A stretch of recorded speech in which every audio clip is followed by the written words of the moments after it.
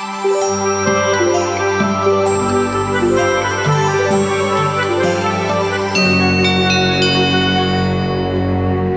Assalamualaikum. Perkenalkan nama saya Masita dengan NIM K1A1222046 dari Fakultas Kedokteran Universitas Halu Oleo. Di sini saya akan membahas tentang Tegilarcia granosa. Apa itu Tegilarcia granosa? Jadi, Tegilarcia granosa ini lebih dikenal dengan kerang darah, di mana kerang darah ini memiliki nilai ekonomis dan juga disukai oleh masyarakat Indonesia. Nah, di sini kita akan membahas lebih jauh tentang Tegilarcia granosa. Untuk morfologinya, Tegilarcia granosa ini memiliki dua keping cangkang yang tebal dan berbentuk elips. Kemudian, dia memiliki 15 hingga 20 tulang rusuk dengan panjang cangkang sekitar 6 sampai dengan 9 cm. Kemudian, dia memiliki cangkang yang berwarna putih ditutupi oleh periostracum yang berwarna kuning kecoklatan. Nah, selanjutnya ialah klasifikasi dari kerang darah, di mana kerang darah ini termasuk Indom Animalia, filum Mollusca, kelas Bivalvi, ordo Arcida, famili Arcidae, genus Tegilarcia, dan tentunya spesies Tegilarcia granosa.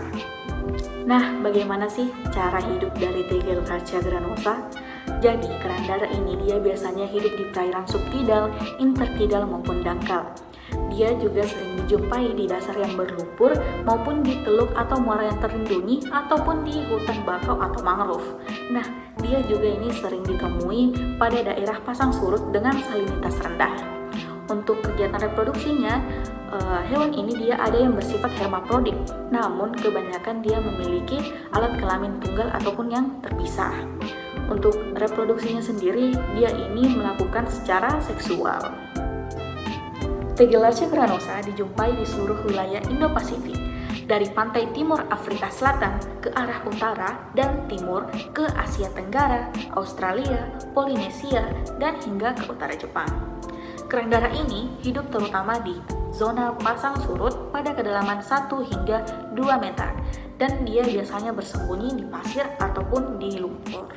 Nah, lalu bagaimana sih cara menangkap atau mengambil kerang di alam?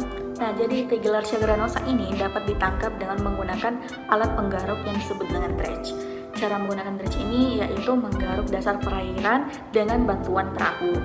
Lalu, dredge ini itu biasanya terbuat dari kayu ataupun besi yang bergerigi. Kemudian di bagian bawahnya itu dilengkapi dengan jaring ataupun bahan lainnya. Bagaimana sih potensi pembudidayaan dari Tegilarcia granosa? Nah, jadi Tegilarcia granosa ini memiliki nilai ekonomis yang cukup menjanjikan loh. Kenapa? Karena dia memiliki nilai jual yang tinggi serta dia memiliki peminat yang cukup besar. Sehingga pembudidayaan Tegilarcia granosa ini merupakan salah satu peluang usaha tersendiri. Terlebih lagi apabila masyarakat mampu untuk menerapkan tip yang tepat serta perawatan yang terbaik.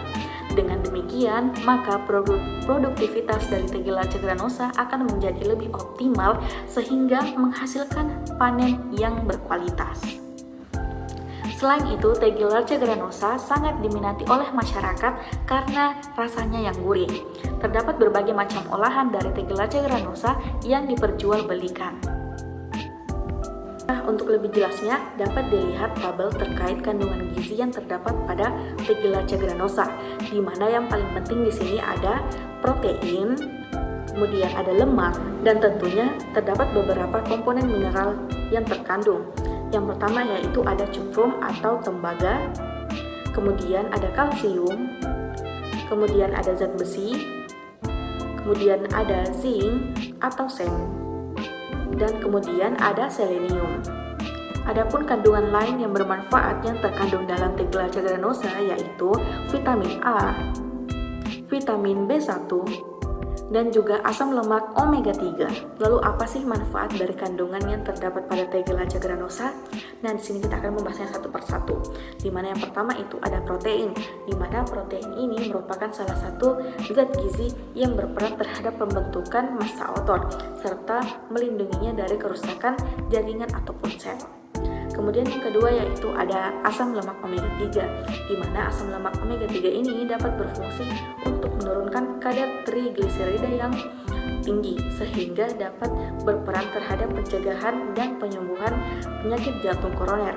Kemudian yang ketiga yaitu ada zat besi. Zat besi ini sangat penting terhadap pembentukan hemoglobin sehingga dapat mencegah terjadinya anemia. Kemudian ada kalsium, di mana kalsium ini berperan sebagai antioksidan dan juga berperan terhadap pembentukan tulang dan gigi pada anak dan juga ibu hamil. Kemudian ada seng, di mana seng ini sangat berperan penting terhadap sistem enzim dan juga hormonal. Dan juga seng ini merupakan salah satu mineral yang penting terhadap imunitas.